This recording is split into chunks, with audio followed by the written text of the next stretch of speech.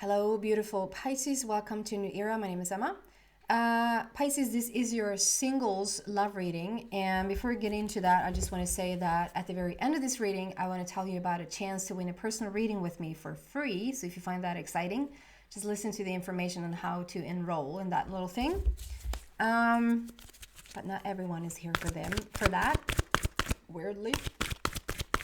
So let's see what's going on for you, Pisces. It's single love, but yeah, I had a lot of different things coming out here. So that is my intention, but let's see what comes out. So we have singles love for Pisces for the month of April. And we're starting with 3 initial cards here. And we're just going to go deeper and deeper into the energy of that. And see what we find. What story is here? What inspiration, solution if needed. I didn't catch it. Ooh, the fates. Starting good. Something is fated. Stars are aligning. Perhaps a relationship that is transcending over lifetimes. You probably have met this person many times before. Second card. And third card.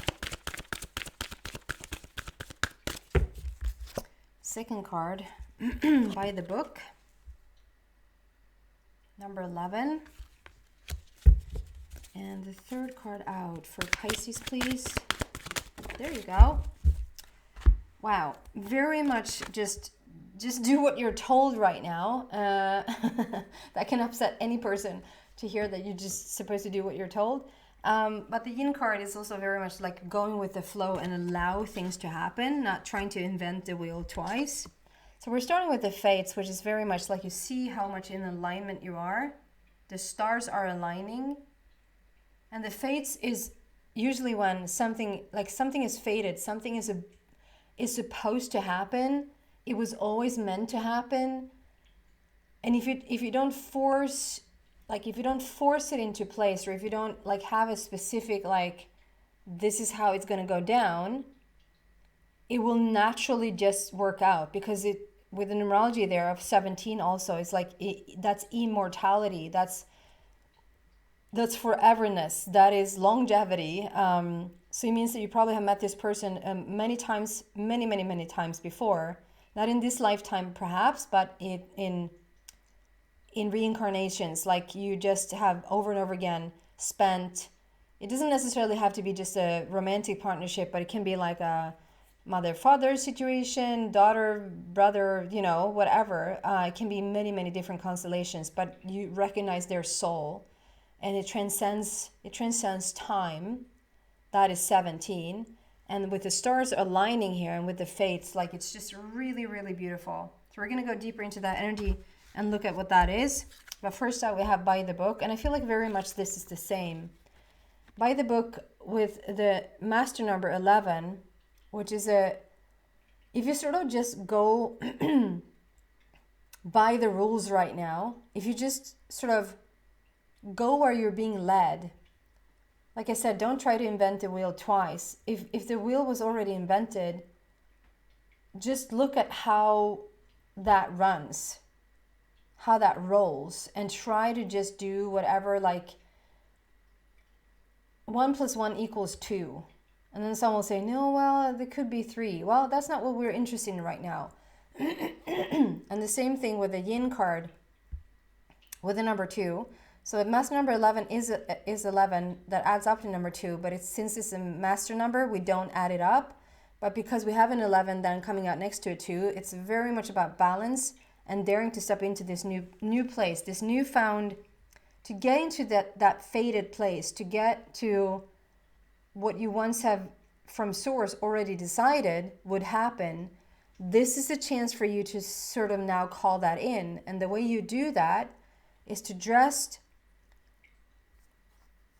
what is that expression? Tread lightly. Do you say that? Tread. Just walk where it feels easy to walk. And the yin card is about consciously allowing it's about consciously allowing. It's not about going out and making stuff happen. It's not about forcing things into place or asking one more time, you know, because the universe has heard you a gazillion times. And so this is about allowing it into place. It's about consciously allowing it into place. So you're not chasing anything, but you're not doing anything either. This is such a mind game. It's such an energy place to be in, where you just feel very comfortable. You know it's going to happen because it's fated. It's the stars are aligning.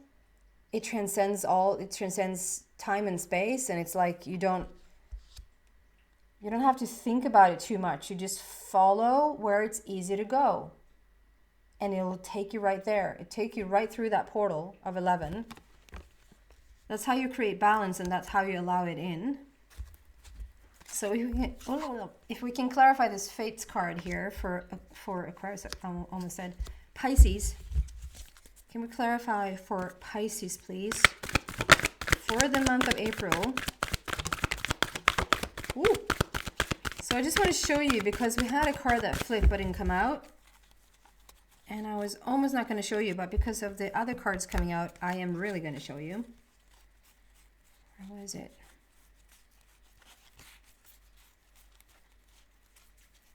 I think, yeah. The crown chakra. It flipped but didn't come out, and it flipped so fast that I didn't even want to stop the shuffling. But since I saw what came out here, look at that. So we have this that it flipped but didn't come out. So if we're starting to talk about, no, actually, okay. This flip first. The crown chakra. This is very much about like, okay, so today I'm getting, it's very much about your needs. Your need for food. It's very, like, I could have easily read out the things for the root chakra, which is interesting. So maybe you want to look into Capricorn. It's a similarity here with Capricorn for sure. So if you want to check that out, please do.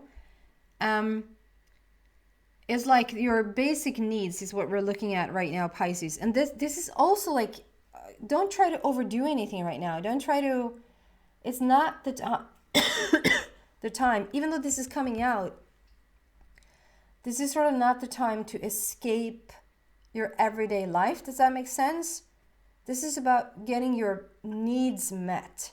And that is like your basic needs. That is like food and sleep and sex. Your basic needs. Like the need to procreate for our to like populate the earth. Our need to eat to survive, and our need to sleep to survive. It's like it's basic needs, and those basic needs makes you be the most connected to yourself right now. And what does that mean? That you're the most connected to source. There's something about like getting those basic needs down. Like you really, and if there's some sort of hiccup with that, do you feel not, okay, I'm getting some information.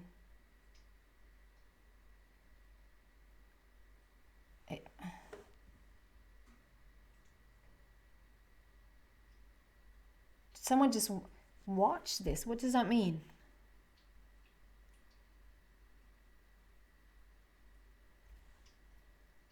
So am I not the first person to talk with you about your basic needs? Is there, I'm sorry that I'm not making this very clear, and I'm not really getting it very clearly. They're probably doing a really good job at trying to give me what they want to give me, but I don't really understand. I just feel the feeling of, okay, someone, you perhaps watched something. Did you watch like a documentary, or like you watched something and there they also talked about these basic needs or something like that? Like they talked about your basic needs, and you're either you're either unconditional love towards it, or you're a little bit reluctancy towards it. So if you take each and every one of those categories and look at like, okay, so what do you think when you think about food? Do you condemn food? Like, do you love most foods, or do you think it's wrong of you to eat some foods? Do you think it's wrong for other people to eat some foods that you're not eating? Should you eat other things than the things that you're eating? Like, what is your relationship with food? And how can you get to a place where you just feel unconditionally for every single thing that you either choose or not choose to eat, and every single thing that other people either choose or not choose? And looking at the same thing as sleep. What is your relationship to sleeping? What do you think about sleeping? Do you love sleeping? Or do you condemn it a little bit? Like, oh, if I didn't need to sleep that much. Or like you're sleep deprived. What is your relationship? Are you in balance with your sleep pattern? Sex. What do you think about sex? What do you think about it? Like, are you think it's an unnecessary, I don't even know where to go there, but like, what's your, like, is there a trauma from your past? What is your relationship to sex? What do you think about it? How much in balance or off balance are you? Is there a way for you to come into unconditional love about it? Like, those are our basic needs, and there's something about it, like, and maybe you even watched like a documentary about this, or there's a documentary about this. I'm not getting the word documentary, I just have to say that. I'm getting like you watched it somewhere else, or you can watch this somewhere else, where someone is talking exactly about these basic needs as I'm talking about right now, and how to perhaps transcend them or something. Coming into a crown chakra perspective on those three. Okay, I'm just gonna leave it there because it feels like it's a little bit of a side note. It's a huge side, like it's a whole other reading for a week. It feels like I'm intrigued by that. I want to know more about that. That sounds interesting. But in terms of your reading right now, it's like, okay, that came out, it flipped, but it didn't actually come out. But it wants to say that. Together with the third eye and take the lead. This is you sort of getting back into the game, I wanna say. I don't know if you necessarily have been out of the game, but this is you listening to your... So you might feel like, okay, so you just said that you're not supposed to do anything. No, not physically. Physically, you don't have to force anything into place right now. You're so there. This is fated. The stars are aligning. You're so there with like your path forward. And if this is like towards love, if this is towards just your path in life, listen to your intuition. It's an energy journey right now. But it's like an energy journey that you're taking charge of. That's what I'm saying. It's conscious allowing, but it's not like you're just not thinking about anything, or you're consciously steering your life in the right direction and steering into what is fated with this person. But the way that you're steering it is like you're taking charge of the energy, and you're paying such close attention to your intuition. Like your intuition is on fire here if you want to listen to it. And number 6 is love and harmony. And number 3 is all about celebration, manifestation. Like this is about to take place. You're using your psychic gift / your intuition to move forward into this energy. And you're in charge of it. But being in charge of it doesn't mean physical charge, need to do more things in order to get in this direction. It's just feeling in control.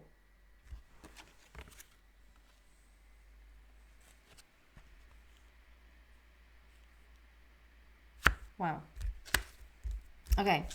And then I'm going to draw something for the yin and the follow by the book simultaneously, because it feels very much like the same energy there. So why is this here for Pisces, please?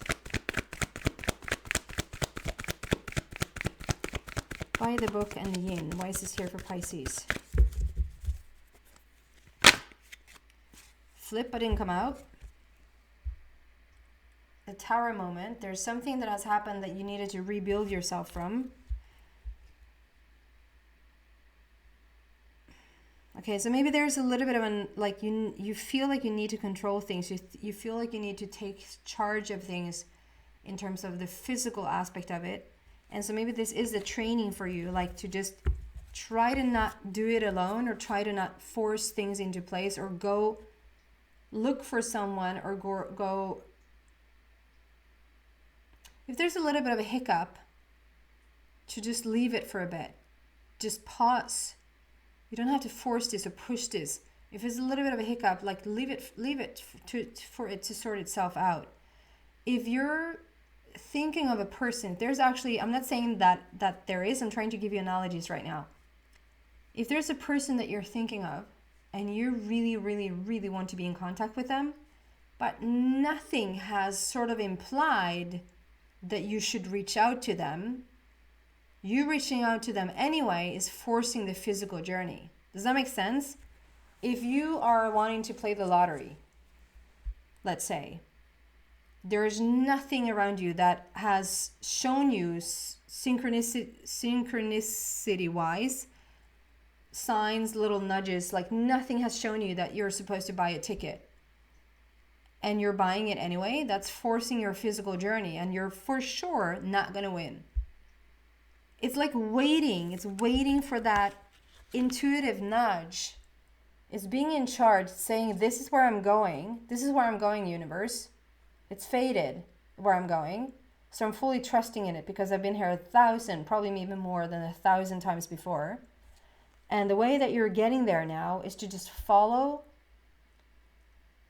You're in control of the energetic path, and you have left that up to the universe to now show you either how thoughts come into your mind, how ideas come into your mind, and even physical, like, okay, this is a hint, this is a real inspiration, now go do this. Then for love of yourself, follow that.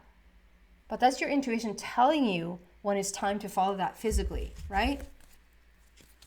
Okay, so now the yin is here. Why is it here?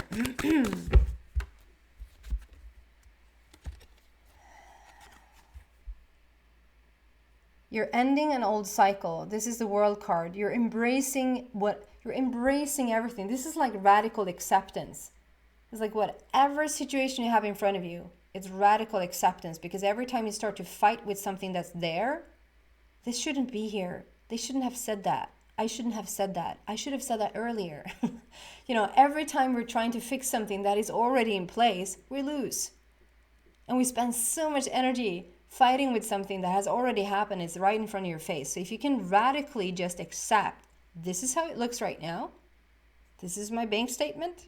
This is my relationship status. This is my health status. And whatever led me to this point, this is how it looks. I'm embracing this whole situation. Radical acceptance, or embracing. Embracing sounds softer. I'm embracing the situation that I'm in. Doesn't mean that I want to stay there. But if you embrace it, you don't fight it. And as you embrace it, you open up your arms to the universe, and you allow for the next level, next step to come in. The world card is usually about leaving a whole cycle behind you. And I love how we have like a new promise here. We have like a beating heart in the middle of a new earth. And it also already like have roots just in this earth, ready to grow, ready to be a part of the new world. And lucky number 21, it just means that you're in the right place at the right time right now. Like the timing is really, really good. So if you haven't already started to get like little hints and synchronicities and stuff starting to happen, just because you get one synchronicity doesn't mean that you're ready. If you question, here's a way of here's a way to understand if something is ripe, if something is ready for you to act on.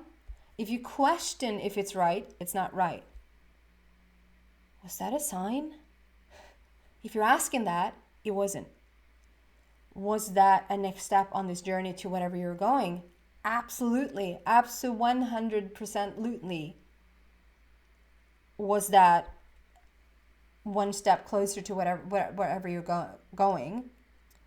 And the easiest thing for you right now is to follow where it feels easy.